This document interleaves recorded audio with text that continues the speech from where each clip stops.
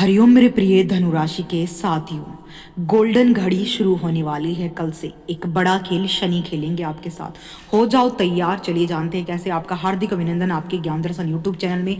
सावधान मेरे प्रिय धनुराशि वालों, क्योंकि न्याय के देवता शनि देव अब आपके सुख भाव में बैठकर एक ऐसी चाल चलने जा रहे हैं जो आपके जीवन की नींव हिला भी सकती है और उसे फौलाद जैसा मजबूत भी बना सकती है। Depend on your Karma.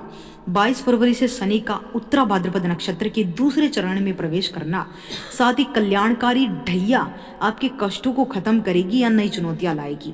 चौथे भाव में शनि जब बैठते हैं तो और अपने ही सब नक्षत्र के दूसरे चरण में जब कदम रखेंगे तो सीधा प्रहार होगा आपकी प्रॉपर्टी, आपके परिवार, आपको मानसिक शांति पर। क्या आपको नया घर मिलने वाला है या फिर पारिवारिक कलह आपकी रातों की नींद उड़ाने वाली है।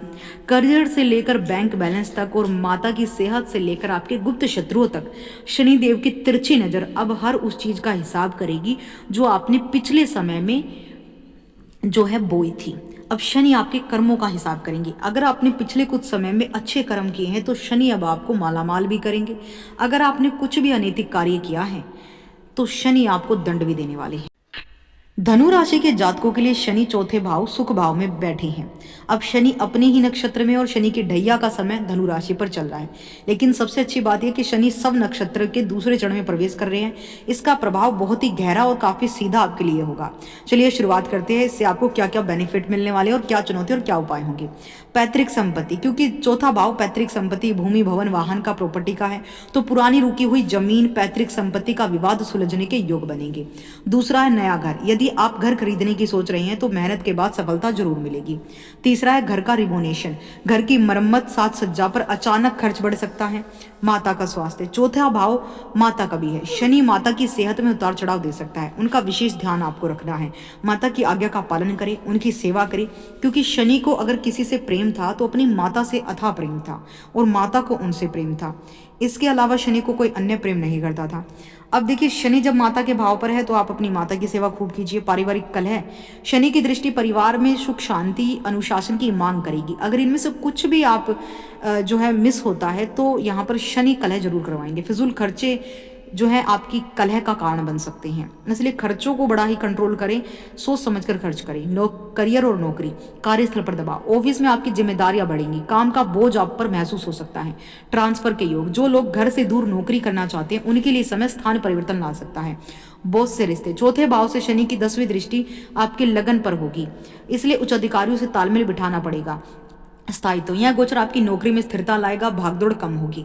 अब देखिए, शनि की दृष्टि आपके लिए विशेष रूप से फायदेमंद है। शनि जहां पर बैठते हैं वहां पर इतने परेशानी नहीं देते हैं, लेकिन जहां पर शनि की दृष्टियां पड़ती हैं वहां पर शनि चुन चुन कर हिसाब करते हैं। आपके जैसे कर्म होंगे बिल्कुल उसके एग्जिट ही शनि आपको फल देने वाले हैं।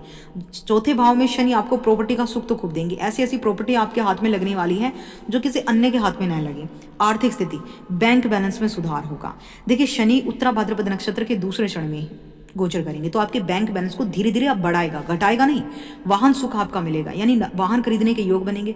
लेकिन शनि की वजह से आपको यहाँ पर सेकंड हैंड या मजबूत गाड़ी की तरफ झुकाव होगा। यानी शनि तो देखिए ऐसी चीजें दिखाते हैं जो टिकाऊ हो, जो आपके बजट में हो और मजबूत हो। शनि तो ऐसे ही कार्य करवाते हैं। निवेश का फल, पुरानी किए गए निवेश अब आपको लाभ देना शुरू करेंगे। लेकिन मानसिक शारीरिक रूप से भी आप शनि का प्रभाव आपकी लाइफ में होने वाला है। मानसिक भारीपन, चौथे भाव का शनि मन को थोड़ा गंभीर उदास बना सकता है। और उत्तरा भाद्रपद का दूसरा चरण जो है आपकी लाइफ में सुखी जीवन की ओर आपको लेकर तो जाएगा, लेकिन कठिन परिश्रम के बाद। हृदय, छाती, सीने में जकड़न, फेफड़ों से संबंधित छोटी समस्याओं के प्रति आपको सतर्क रहना है। पुरानी बीमारियों से राहत, यदि कोई पुरानी बीमारी चल रही थी तो अब उसमें सुधार देखने को मिलेगा।